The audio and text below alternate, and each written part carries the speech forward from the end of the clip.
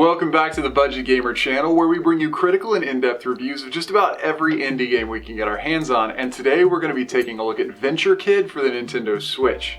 And if you haven't heard of this one yet and you're a MegaMan fan, you need to stick around. Just stick around. The opening scene shows us two kids gathering orbs for whatever reason, as they're pretty much blown to heck by the evil Dr. Tecklov.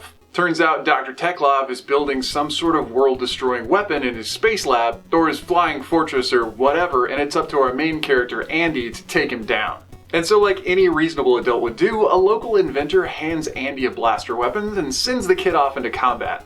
But moving on from the story, anyone who's ever even seen a screenshot of a Mega Man game can pretty much know what they're getting into with Venture Kid. There's an overarching world divided into several different sections, each one having their own themes and their own unique environmental traps. Enemies are fairly diverse, but for the most part they're just a simple recolor as you get into later levels. And of course every single level is going to have its own uniquely themed level boss. But while you do only start out with that little 3-shot blaster, every time you beat a boss, your techie inventor friend hands you a new weapon.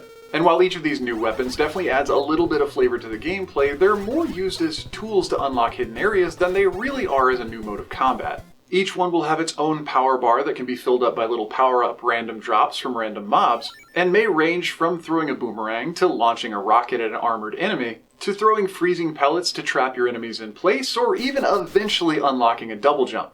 And so in that sense, as far as the combat's concerned, Venture Kid does actually diverge a little bit from the original Mega Man franchise. Because those upgraded weapons aren't meant to be your new weapon per se, but merely give you an advantage toward a very specific type of scenario. And in all honesty, you can play through all the way to the end of the game with just your blaster weapon, which was actually my preference. You will start out every single level with 4 hearts and 2 extra lives, and through the course of each of the level areas, you might find 1 extra 1-up. And I was personally pretty thankful for this generous life bar because there aren't any checkpoints in the game. If you die, you'll start over at the beginning of that section area, but if you use up all of your extra lives and get a game over, even if you're in the boss room, you'll have to start the entire level over. The levels are pretty short though, so you really don't lose that much progress. And as I found it in my own playthrough, having to play through the level over a couple times actually showed me where some hidden areas were.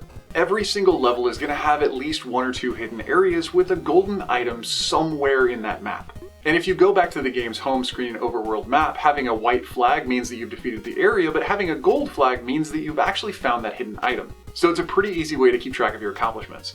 Moving away from the game's general mechanics though, the visuals in this one, obviously NES era, are absolutely gorgeous. And if you're wondering how I could say that with such low pixel counts, it's because low pixel counts are actually really easy to mess up.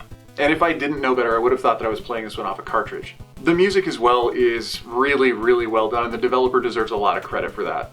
It's not just upbeat and chippy, but actually gets really intense when the situation gets equally as intense.